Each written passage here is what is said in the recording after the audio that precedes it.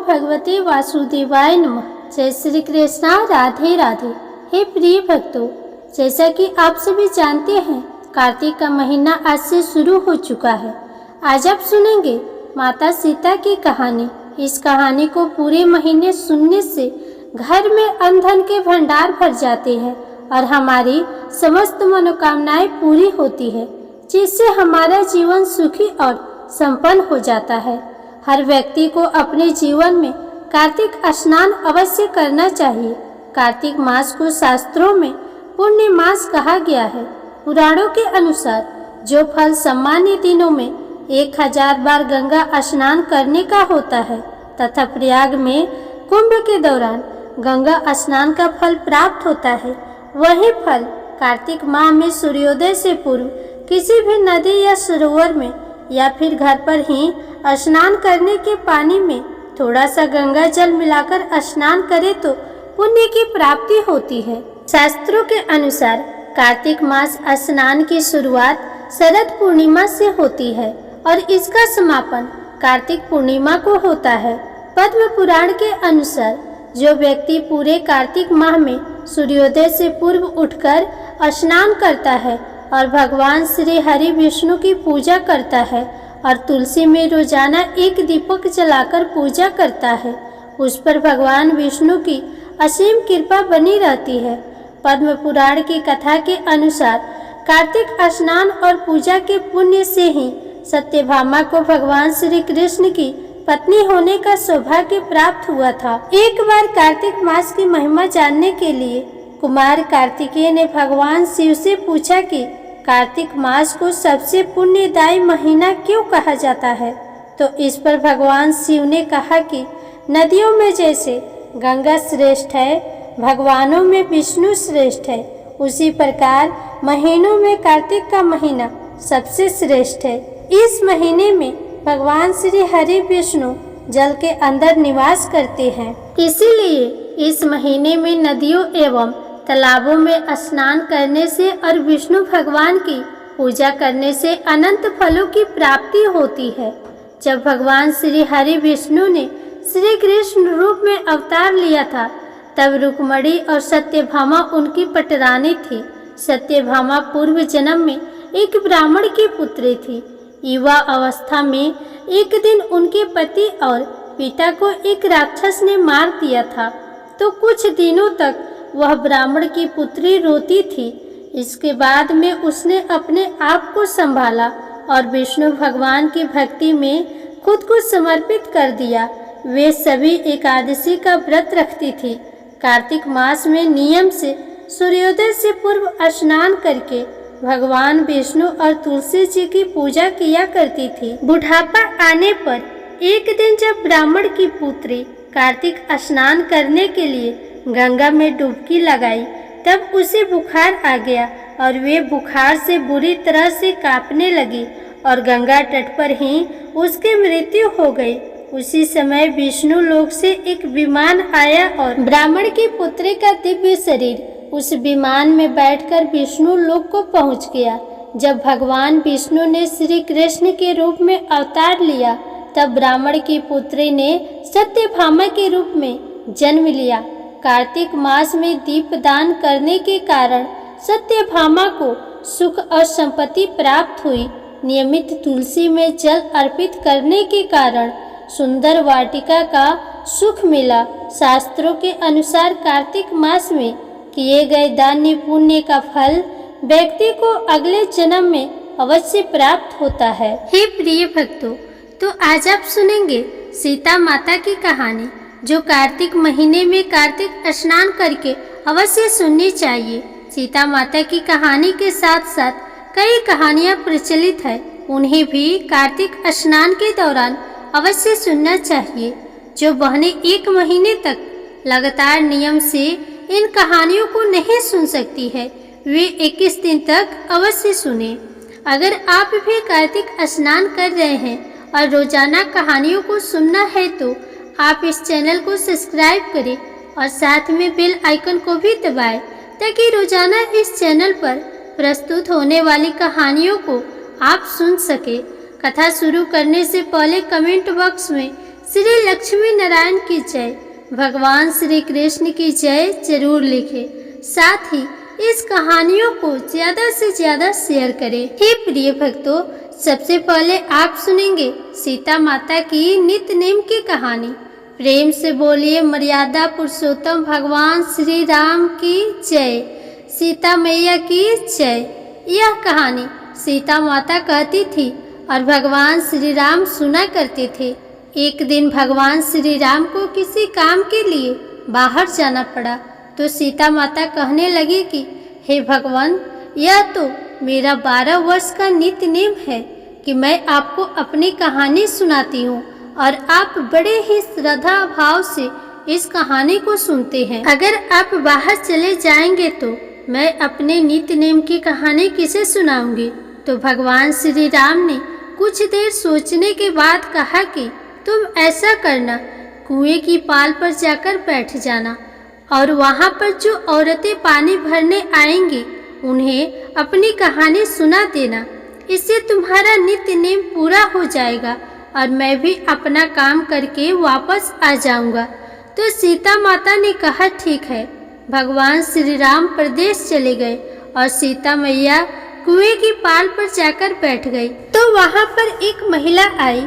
उसने रेशम की जरी की साड़ी पहन रखी थी और हाथ में सोने का घड़ा ले रखा था। सीता माता उसे देखते ही कहने लगी कि बहन राम राम। वो बोली राम राम। सीता माता उससे कहने लगी कि बहन, मेरा 12 वर्ष का नित्य नेम है कि मैं एक कहानी सुनाती हूँ।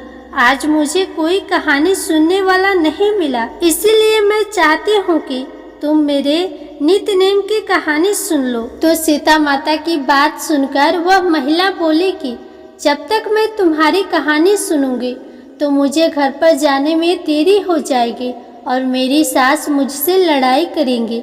मैं तुम्हारी कहानी नहीं सुन सकती।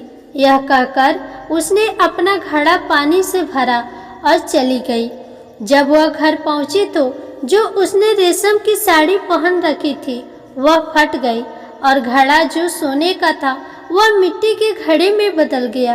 तो उसे देखते ही सास ने पूछा कि बहू, यह किसका दोष अपने सर पर लेकर आई है? यह अपना क्या हाल बना रखा है? तो बहू ने कहा कि सासू माँ, मैंने तो ऐसा कुछ नहीं किया, पर हाँ, कुएं पर एक औरत बैठी थी।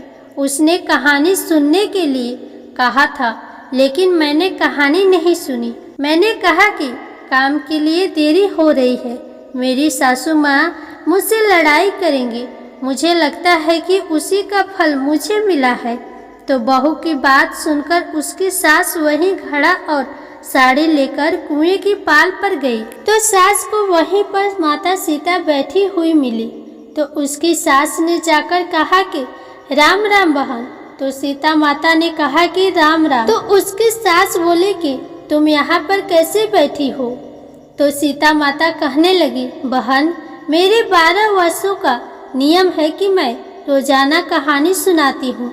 आज मुझे कोई भी सुनने वाला नहीं मिल रहा है, इसीलिए यहाँ पर बैठी हूँ कि कोई भी बहन पानी लेने आएगी तो मेरी कहानी सुन लेगी। यह कहते हुए सीता माता ने कहा कि बहन, क्या तुम्हारे पास समय है मेरी कहानी सुनने के लिए? तो उसकी सास बोली, एक बार छोड़ो, मैं तो 4 बार तुम्हारी कहानी सुन लूंगी। तो यह सुनकर सीता माता बहुत ही खुश हुई और कहानी कहने लगी और वह बुढ़िया भी पूरे श्रद्धा भाव से वहाँ पर आलती पालथी लगाकर बैठ गई। घड़े को आगे रख लिया और साड़ी उसके ऊपर रख ली। सीता माता ने कहानी कहना शुरू की कि राम आए, लक्ष्मण आए, देश के पुजारी आए, नित्य नेम का नियम लाए, आओ राम बैठो राम, तपी रसोई जियो राम, माखन मिश्री खाओ राम, दूध बतासा पियो राम, सूत के पल का मोठो राम, साल दुसाला पोठो राम, साल दुसाला ओढ़ो राम, जब बोलो जब राम ही राम, राम सवारे सबके काम, खाली घर भंडार भरेंगे, सबका बेड़ा पार करेंगे, प्रेम से बोलो, सारे बोलो श्री राम जय जय राम। तो इस तरह सीता माता ने अपनी कहानी सुनाई। तो कहानी समाप्त होते ही सास बोली, बहन कहानी तो तुमने बहुत अच्छी सुनाई है, मुझे तो और सुनाओ। इस तरह सीता माता से कई बार उस कहानी को सुना और फिर अपने घर चली गई। जैसे ही वह अपने घर पहुंची तो उसकी साड़ी फिर से रेशम की जरी की हो गई। मिट्टी का घड़ा फिर से सोने के घड़े में बदल गया। तो बहू कहने लगी, सासू माँ आपने यह सब कैसे किया? तो सास ने कहा, बहू तू तो दोष लगा के आई थी, अब मैं दोष उतार के आ रही हूँ। तो बहू ने फिर पूछा कि वे कुएं वाली स्त्री कौन है? तो उसकी सास बोली कि वे सीता माता थी, वे पुराने से नया कर देती हैं, खाली घर में ईंधन के भंडार भर देती हैं, वह लक्ष्मी जी का वास घर में कर देती हैं, आदमी की जो भी इच्छा हो उसे पूरा कर देती है।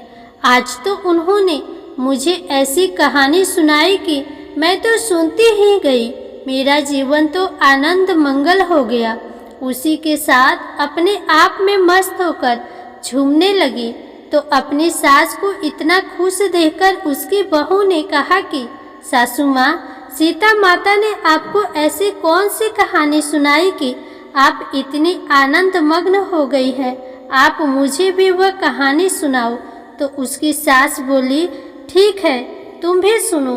तो उसकी सास अपनी बहू को कहानी कहना शुरू की कि राम आए लक्ष्मण आए, देश के पुजारी आए, नीति नेम का नेम लाए, आओ राम बैठो राम, तपी रसोई जियो राम, माखन मिश्री खाओ राम, दूध बतासा पियो राम, सूत के पल का मोठो राम, साल दुसाला पोठो राम, साल दुसाला ओढ़ो राम, जब बोलो जब राम ही राम, राम सवारे सबके काम, खाली घर भंडार भरेंगे, सबका बेड़ा पार करेंगे, प्रेम से बोलो सारे बोलो श्री राम जय जय राम।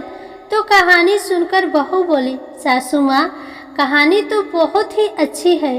सास ने कहा, ठीक है अब हम ऐसा करेंगे कि इस कहानी को रोजाना सुना करेंगे। अब सास बहू रोजाना सुबह सवेरे जल्दी उठती, नहाती धोती और फिर तुलसी में जल सींचती। इसके बाद में सीता माता की नित्य नेम की कहानी कहती। ऐसा करते करते कई दिन बीत गए। एक दिन उनके यहाँ उनकी एक पड़ोसन आई और बोले कि बहन जरा सी आँच देना, हमारी आग बुझ गई है। तो वह सास बहू बोली, हमने तो अभी तक आग जलाई ही नहीं। तो उसकी पड़ोसन बोले कि तुम सुबह 4 बजे से उठकर आवाज़ें करती रहती हो, आग ही नहीं जलाती तो क्या करती? तो सास बोली कि हम सुबह 4 बजे उठकर पहले स्नान करते हैं, उसके बाद में पूजा पाठ करते हैं, उसके बाद में सीता माता की नित्य नेम की कहानी कहते हैं और सुनते हैं। तो वह पड़ोसन कहने लगी कि सीता माता की कौन सी कहानी है, यह सुनने से तुम्हें क्या मिला? तो वे बोले कि इसके सुनने से घर में ईंधन के भंडार भर जाते हैं, सारे काम सिद्ध होते हैं, मन की इच्छा भी पूरी होती है। तो पड़ोसन बोली कि बहन ऐसी कहानी है तो मुझे भी सुनाओ, मैं भी कहानी सुनना चाहती हूँ। तो यह कहकर वह भी वहाँ पर बड़े ही श्रद्धा भाव से बैठ गई और वो सास बहू उसे कहानी सुनाने लगे कि राम आए लक्ष्मण आए, देश के पुजारी आए, नित्य नेम का नेम लाए, आओ राम बैठो राम, तपे रसोई जियो राम, माखन मिश्री खाओ राम, दूध बतासा पियो राम, सूत के पल का मोठो राम, साल दुसाला पोठो राम, साल दुसाला ओढ़ो राम, जब बोलो जब राम ही राम, राम सवारे सबके काम, खाली घर भंडार भरेंगे, सबका बेड़ा पार करेंगे, प्रेम से बोलो, सारे बोलो, श्री राम जय जय राम। जैसे ही कहानी समाप्त हुई तो पड़ोसन कहने लगी कि बहन, कहानी तो बहुत ही अच्छी थी, मुझे तो बहुत ज़्यादा अच्छी लगी है। आपने मुझे पहले क्यों नहीं बताया? अब तो वह पड़ोसन भी सुबह जल्दी उठकर स्नान करती, घर पर पूजा पाठ करके उनके पास आ जाती और सारे मिलकर सीता माता के नित्य नेम की कहानी कहने लगी। उनके इस तरह कथा कहानी कहने से उनके अंधन के भंडार भर गए, घर में सुख समृद्धि का वास हो गया। तो धीरे धीरे ये बात पूरे मोहल्ले में और फिर मोहल्ले से पूरे गांव में फैल गई। अब तो गांव का हर व्यक्ति रोजाना सुबह जल्दी स्नान करता और उसके बाद में सबसे पहले सीता माता की नित्य नेम की कहानी सुनता, तो सभी की मनोकामनाएं पूरी होने लगी। तभी से सीता माता की कहानी कही और सुनी जाती है। हे सीता माता, जैसे आपने उनके भंडार भरे वैसे हमारे भी भरना। कहानी कहने वाले, कहानी सुनने वाले और हुंकारा भरने वाले सभी की मनोकामनाएं पूर्ण करना। प्रेम से बोलिए सियापति राम की जय। जय सीता माता। अब आप सुनेंगे राम लक्ष्मण की कहानी। बोलो राम लक्ष्मण और सीता माता की जय। भगवान श्री राम, लक्ष्मण और सीता जी पिता दशरथ जी की आज्ञा से वनवास को जाने लगे तो रास्ते में सभी तीर्थ गंगा, यमुना, गोमती नदियों में पितर तर्पण करके वन में कंद मूल फल फूल खाते हुए वन में अपना समय व्यतीत करने लगे। ऐसा करते करते कार्तिक का महीना आया। कार्तिक के पहले दिन लक्ष्मण जी ने राम जी के आज्ञा से फल फूल लाकर माँ सीता को दे दिए। तब माँ सीता ने 4 पत्तल परोसी। तब लक्ष्मण जी ने पूछा, भाभी माँ, हम तो 3 है, फिर आपने 4 पत्तल क्यों परोसी है? तो सीता माता बोले कि 1 पत्तल गौ माता के लिए है। ऐसा कहकर सीता माता ने राम जी, लक्ष्मण जी और गौ माता को पत्तल परोस दी। तब राम जी ने सीता माता जी से पूछा कि आज आपने खाना खाना शुरू क्यों नहीं किया है? तब सीता माता बोली कि मुझे तो कार्तिक के महीने में राम कथा सुनाने का नियम है। राम कथा सुनाने के बाद ही फल ग्रहण करूंगी। तो राम जी बोले, कथा मुझे सुना दो। लक्ष्मण जी बोले, मुझे सुना दो। तब सीता माता ने उनकी बात सुनकर बोले कि औरतों की बात अगर औरतें ही सुने तो अच्छा है, आप मेरे पति हो। और लक्ष्मण जी से कहने लगे कि आप मेरे देवर हो, मैं आपको अपनी कथा नहीं सुना सकती। तो लक्ष्मण जी ने सोचा कि इस जंगल में औरत कहाँ से मिलेगी जो भाभी से कहानी सुन ले और भाभी भोजन कर ले। ऐसा सोचते सोचते लक्ष्मण जी ने अपनी माया से एक नगरी का निर्माण किया। उस नगरी में सारी सुख सुविधाएं थी। उस नगरी की सारी चीजें सोने की थी, इसीलिए उस नगरी का नाम भी सोन नगरी रखा गया। लेकिन सोने की नगरी होने के कारण सभी नगरवासियों को घमंड था, क्योंकि उस नगरी में कोई गरीब नहीं था। और फिर सीता माता से कहा कि चलो जाओ, शायद तुम्हें कोई औरत मिल जाए जिसे तुम अपनी कथा कह लेना और फिर आकर फल फूल खा लेना। तो सीता माता उनकी आज्ञा से कुएं पर पानी लेने के लिए गई, तो वहां पर बहुत सारी औरतें आ जा रही थी। तो माता सीता ने पनिहारनियों से राम राम किया, तो कोई भी नहीं बोली। सारी की सारी पानी भरकर वापस जाने लगी। थोड़ी ही देर में एक छोटी सी कन्या आई, तो सीता जी ने उससे कहा कि राम राम। तो वह बोली कि राम राम। तो सीता जी ने कहा कि भाई, क्या तुम मेरी कथा सुनोगी? तो वे बोली कि मेरे घर पर तो बहुत सारा काम है, मैं तुम्हारी कथा नहीं सुन सकती। तो सीता जी ने कहा, मेरे पति राम और देवर लक्ष्मण भूखे हैं। तब लड़की बोले कि मेरी माँ भी मेरा इंतजार कर रही है। यह कहकर वह लड़की वहां से जाने लगी तो सीता माता को बहुत ही गुस्सा आ गया और गुस्से में उन्होंने सारी नगरी को श्राप दे दिया। तो माता के क्रोध से सारी नगरी साधारण सी हो गई। जब लड़की घर गई तो उसकी माँ बोली कि बाई क्या हुआ। तब वह लड़की बोली कि मेरे को तो पता नहीं, पर हाँ मैं आज कुएं पर गई थी तो वहाँ पर एक साध्वी बैठी हुई थी और मुझसे कह रही थी कि मेरी राम कथा सुन लो, पर मैंने तो राम कथा नहीं सुनी। मुझे लगता है कि उसी ने कुछ कर दिया है। तो उसकी माँ बोली बेटा तू ऐसा कर, वापस जाकर उस साध्वी से राम कथा सुनकर आ, शायद सब कुछ ठीक हो जाए। लेकिन लड़की ने वापस जाने से मना कर दिया। वह बोली कि मैं तो कथा सुनने के लिए नहीं जाऊंगी। मैं एक बार मना करके आ गई हूँ। तो वहीं पर उनकी बहू खड़ी थी। वह बोली सासू माँ आपकी आज्ञा हो तो मैं कहानी सुनकर आती हूँ। तो उसकी सास बोली ठीक है तू चली जा।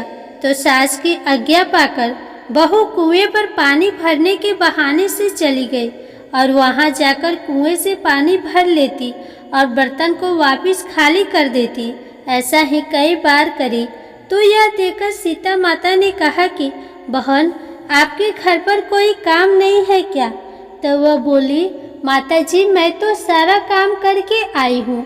तब माँ सीता बोली कि तुम मुझे माँ कहकर बुला रही है, अगर तुझे समय है तो मेरी राम कहानी सुन ले। मेरे पति श्री राम और मेरे देवर घर पर भूखे हैं। तो वे बोली माता जी तुम कहानी सुनाओ, मैं बड़े ही प्रेम पूर्वक सुनूंगी। ऐसा कहकर वह वहां पर बैठ गई और सीता माता ने अपनी राम कथा कहनी शुरू की। चंदन चौकी मोतिया हार, राम कथा मारे हिबड़े रो आधार। राम कथा सुनाऊं राम ने मनाऊं, राम कहे तो परदेश में जाऊं। सीता जी ने कहा हे बाई तूने मेरी मृत्यु लोक में मदद करी, भगवान तेरी स्वर्ग लोक में रक्षा करेंगे। ऐसा कहकर सीता जी ने राम कथा सुनाई। बाई बड़े ही प्रेम पूर्वक कथा सुनी। आओ राम बैठो राम, जल भर झारी लाई राम। केला रे दातुन लाई राम, ठंडा जल भर लाई राम। संपाड़ो पधराओ राम, झगला टोपी लाई राम। कड़ा किलंगी लाई राम, स्वर्ण सिंहासन लाई राम। तापर आप विराजो राम, झालर टिकारा लाई राम। शंख ध्वनि गड़राऊं राम, हिबड़े हीरा शोभे राम। निरखता मन मोहे राम, चरण शरण में आई राम। शरण आपरी ले लाई राम, माखन मिश्री लायो राम। माखन मिश्री आरोगो राम, दूध भर कटोरी लाई राम। मेवा चिरंजी पुरोसु राम, खाती मीठी चखा राम। चरखो परखो आरोगो राम, रोज रोज भोग लगाऊं राम। जो भावे सो लाई राम, जल भर झारी लाई राम। अबे आचमन कर लाई राम, रे श्याम गमछो लाई राम। हाथ मुंह पोछो राम, पुष्पा सुसेज बिछाऊं राम।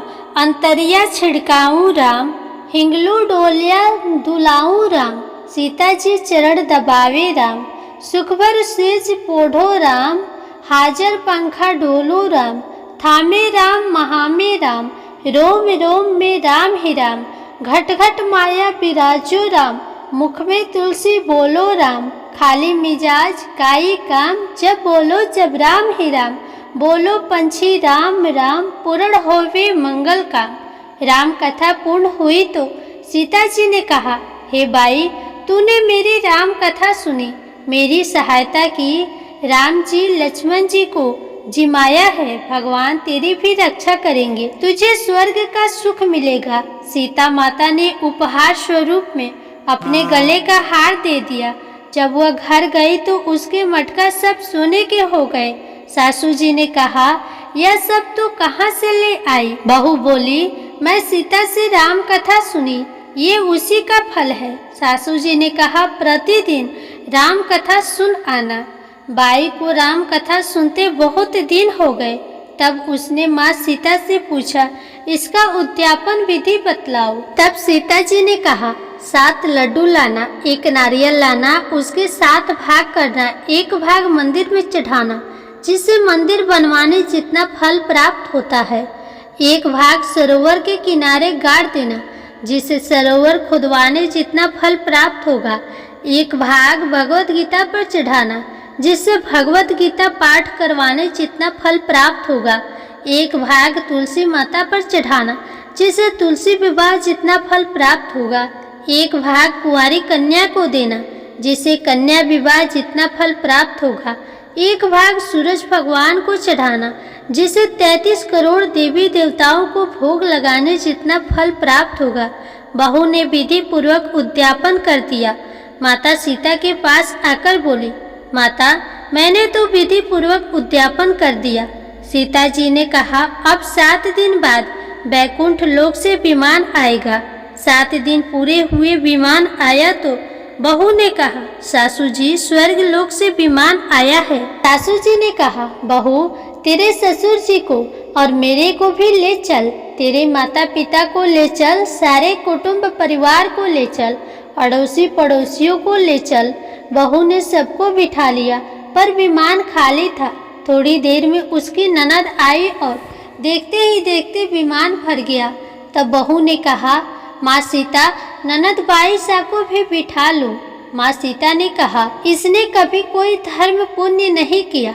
बहू ने कहा, बाईसा, आप पहले कार्तिक मास में राम लक्ष्मण की कथा सुनना, उसके बाद आपके लिए वैकुंठ से विमान आएगा। गांव के सारे लोग एकत्र हो गए और पूछने लगे, बाई, तूने ऐसा कौन सा धर्म पुण्य किया, हमें भी बताओ। बहू ने कहा, मैंने तो माता सीता से प्रतिदिन राम कथा सुनी और नियम से उद्यापन किया। तब समस्त ग्रामीण राम कथा सुनने की जिद करने लगे। तब बाई राम कथा कहने लगी और सब नर नारी सुनने लगे। राम कथा संपूर्ण होते ही समस्त नगरी सोने की हो गई। बाई ने कहा, जो कोई राम कथा सुनेगा उसको मेरे समान ही फल मिलेगा। सब राम लक्ष्मण जी की जय जयकार करने लगे और विमान स्वर्ग में चला गया। 7 स्वर्ग के दरवाजे खुल गए। पहले द्वार पर नाग देवता, समस्त देवी देवता पुष्प वर्षा करने लगे। देवताओं ने पूछा, तूने क्या पुण्य किया? बहू ने कहा, मैंने तो राम लक्ष्मण जानकी की कहानी सुनी। समस्त देवताओं ने कहा, वर मांग। तब वह बोली, मेरे पास सब सिद्धियां हैं, मुझे वर दो कि जो भी श्रद्धा एवं भक्ति से राम कथा, राम लक्ष्मण जानकी की कहानी सुनेगा उसको मेरे समान ही फल मिले। सभी देवताओं ने पुष्प वर्षा करते हुए तथास्तु कहा। चारों ओर राम राम की जयकारा होने लगी। तभी से माना जाता है कि अगर कोई पूरे साल राम कथा को नहीं सुन सकता है तो कार्तिक माह में राम कथा अवश्य सुननी चाहिए। प्रेम से बोलिए सियापति राम की जय। जय सीता मैया। हे प्रिय भक्तों, अब एक कहानी सुनेंगे तुलसी माता की। एक बुढ़िया थी, वह नित्य नियम से तुलसी माता की पूजा करती थी। उसकी एक पोती थी, तो वह अपनी दादी को नित्य नियम से तुलसी माता की पूजा करते हुए देखकर वह भी नियम से तुलसी माँ की पूजा करने लगी। अब वह रोजाना सुबह जल्दी उठती, स्नान करने के बाद सबसे पहले तुलसी माता को जल अर्पित करती, उसके बाद कुछ खाना पीना करती थी। धीरे धीरे उसका यह नियम बन गया कि वह तुलसी की पूजा किए बिना कुछ भी नहीं खाती पीती थी। इस तरह समय बीतता गया। समय के साथ वह कन्या बड़ी हो गई। जब वह कन्या शादी लायक हुई तो उसके माता पिता ने एक अच्छे से घर में उसकी शादी करवा दी। शादी के बाद जैसे ही वह ससुराल के लिए विदा होने लगी तो उसकी दादी माँ ने उसे एक तुलसी का गमला दिया और कहा कि बेटा, नियम से इसकी पूजा ससुराल में भी करना, इससे तुम्हारे घर में सुख सौभाग्य की वृद्धि होगी। तो वे बड़ी ही खुशी से अपनी दादी माँ से उस गमले को लेकर ससुराल चली गई। रोजाना उठती और फिर स्नान करके तुलसी माता की पूजा करती, उसके बाद चाय पीती। ससुराल में 2 जेठानियाँ थी, वह उसे इस तरह पूजा पाठ करते देखती तो उसका मजाक उड़ाती थी। कहती कि बड़ी आई नियम धर्म वाली, सारे शास्त्र तू ही जानती है, सुबह का काम काज न करना पड़े इसीलिए बहाना बनाकर तुलसी की पूजा करने के लिए बैठ जाती है। ऐसा करते करते एक दिन दोनों जेठानियों ने कहा कि क्यों ना आज हम इसका गमला छुपा देते हैं, देखते हैं यह पूजा कैसे करेगी। तो उन्होंने ले जाकर एक जगह तुलसी का गमला छुपा दिया। वह कन्या स्नान करके इधर उधर गमला ढूंढती रही। काफी देर बाद ढूंढने पर उसे गमला मिला तो उसने पूजा की और उसके बाद में ही खाना खाया। अब उन दोनों जेठानियों का तो रोजाना का नियम बन गया कि तुलसी के गमले को उठाती और कहीं न कहीं ले जाकर छुपा देती, लेकिन उसने अपनी जेठानियों को कुछ भी नहीं कहा। वह अपनी श्रद्धा से इधर उधर ढूंढकर जब भी उसे गमला मिलता उसमें जल सींचकर उसके बाद खाना खाती। तो एक दिन उसकी जेठानी ने गमले को वहां से उठाया और दूर जाकर जंगल में फेंक आई। तो उस दिन उस कन्या ने स्नान करके गमले को खूब ढूंढा पर उसे गमला नहीं मिला। अब वह तो बहुत ही परेशान हो गई और दुखी होकर अपने कमरे में बैठ गई और उसने खाना भी नहीं खाया, क्योंकि उसका नियम था वो पूरा नहीं हुआ। तो उसे इस तरह से परेशान देखकर तुलसी माता उसकी सच्ची भक्ति से बहुत प्रसन्न हुई। माँ के आशीर्वाद से उसके कमरे में तुलसी माँ का गमला प्रकट हो गया। अगले दिन जब वह सुबह उठी तो देखती है कि उसके खाट के चारों कोनों पर तुलसी माता का गमला है। तो यह देखकर वह बहुत ही प्रसन्न हुई और कहने लगी कि अब मेरी तुलसी माता की कोई नहीं चुरा सकेगा। पूजन करने के लिए मुझे अब कहीं नहीं बाहर जाना पड़ेगा और कोई भी मेरी तुलसी माता को फेंक भी नहीं सकेगा। तो वह जल्दी से स्नान करने के लिए गई और स्नान करके तुलसी माता की पूजा की और पूजा करने के बाद में जैसे ही रसोई घर में वो खाना खाने के लिए गई तो उसे भोजन करता हुआ देखकर उसकी दोनों जेठानियाँ उसका मजाक उड़ाने लगी और कहने लगी कि लो, देवरानी का नियम धर्म पूरा हो गया। और उसके पास आकर बोली कि तुलसी जी की पूजा कर ली क्या देवरानी जी? तो वह बोले कि हाँ कर ली।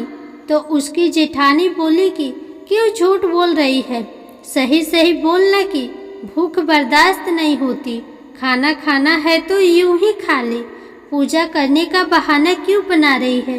तो उसने कहा कि जेठानी जी मैंने पूजा कर ली है। तो उसकी जेठानियाँ बोली कि गमला तो हमने फेंक दिया, तूने पूजा कहाँ से की? तो वह बोली कि आप मेरे कमरे में जाकर देख सकती है, मैंने पूजा कर ली।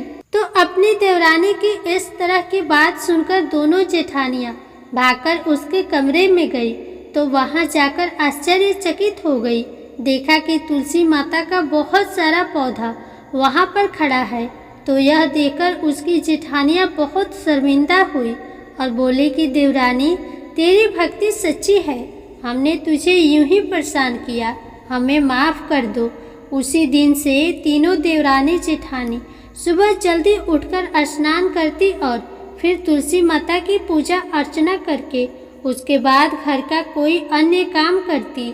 ऐसा करने से उसके घर में सुख सौभाग्य का वास हुआ, अन्न और धन के भंडार भर गए और 10वें महीने उन तीनों देवरानियों जेठानियों को सुंदर पुत्र की प्राप्ति हुई। तुलसी माता जैसी कृपा आपने उन पर की वैसी हम सब पर करना, अपनी कृपा दृष्टि बनाए रखना। अब सुनते हैं लपसी और तपसी की कहानी, जो हर व्रत कथा के बाद में अवश्य सुननी चाहिए। एक लपसी था, एक तपसी था। तपसी हमेशा भगवान की तपस्या करता था, लेकिन उसे चोरी करने की आदत थी। लपसी हमेशा सवा सेर की लपसी बनाता और सबसे पहले भगवान को भोग लगाता, उसके बाद में स्वयं भोजन करता। दोनों भाइयों का यही नियम था। एक दिन किसी बात को लेकर दोनों भाइयों में कहा सुनी हो गई। तपसी कहने लगा कि मैं रोजाना भगवान की तपस्या करता हूँ, इसीलिए मैं बड़ा हूँ। तो लपसी बोला कि मैं रोज भगवान को सवा सेर का लपसी का भोग लगाता हूँ, इसीलिए मैं बड़ा हूँ। ऐसा कहते हुए दोनों जोर जोर से लड़ने लगे। तभी वहाँ से नारद जी गुजर रहे थे। दोनों को लड़ता हुआ देखकर वहाँ आए और उनसे पूछा कि तुम दोनों लड़ क्यों रहे हो? तो दोनों ने अपने आप को बड़ा बताया और साथ में बड़ा होने का कारण भी बताया। तो नारद जी बोले कि इसका फैसला मैं कर दूंगा, कल आकर बता दूंगा कि कौन बड़ा है। दूसरे दिन लप्सी और तपसी नहाकर अपने रोज की भक्ति करने आए तो नारद जी ने छुपकर 1.25 करोड़ की एक एक अंगूठी उन दोनों के आगे रख दी। जैसे ही भक्ति करते हुए तपसी की नज़र उस अंगूठी पर पड़ी तो उसने चुपचाप से उठाई और अपने पैर के नीचे दबा दी। लप्सी की नज़र अंगूठी पर पड़ी लेकिन उसने ध्यान नहीं दिया।